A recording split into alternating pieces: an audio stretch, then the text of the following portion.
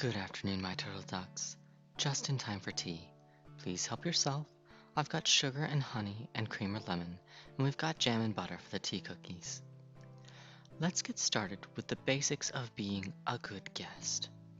It is good to know the expectations of a given situation, particularly as a guest. Let's start with coffee or tea. These visits should be planned to last no longer than half an hour. It is polite to begin to excuse yourself at 30 minutes and only stay if the host insists, provided you have not scheduled more than one visit that day. If you are going to their home, it is good to bring a gift. Something like cookies or other snacks are perfect for tea and coffee. It is important to dress appropriately, and this will vary based on who you are visiting and why. However, it is wise to keep in mind the temperature, both outside and the likely temperature of the house or venue you are attending. Moderate your clothing to match. I myself am quite sensitive to cold, so even when visiting a friend in the summer, I am likely to wear full coverage to ensure I am not cold wherever we go. Regardless of who you are visiting, it is generally considered poor manners to simply drop in on someone. While we all wish to have picture-perfect homes at all times, it is not always possible, and thus it is rude to ruin the illusion by giving the host no time to tidy up before one visits. Thus, one should always call ahead. This does not have to be an actual telephone call. Calling ahead used to mean even sending a card. Now, social media and text messages offer us a pressure-free place to call. Whenever possible, try to call at least 24 hours ahead. The shorter your intended visit, the less notice is strictly required. However, consider a full day's notice to generally be the minimum. Now, accepting an invitation, you may think, to be easier than declining.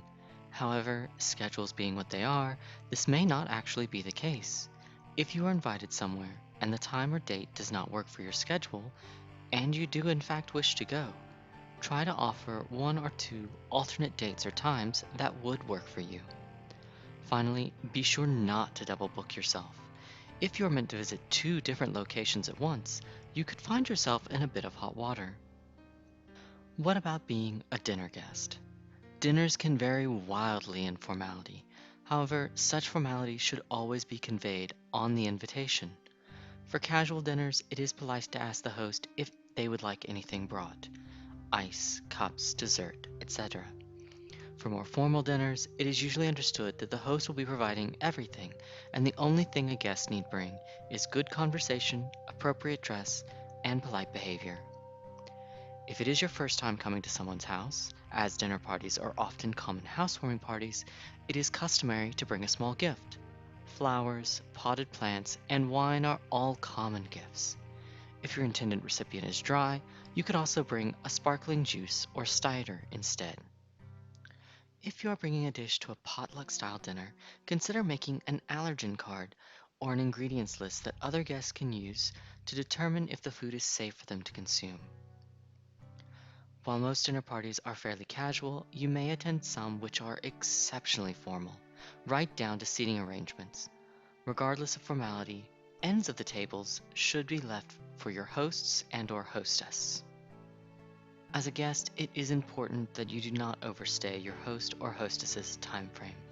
We all get caught up now and then with particularly good conversation, but if your host has made mention of work the next day or early obligations more than once, please take it as a cue to begin excusing yourself and take your leave.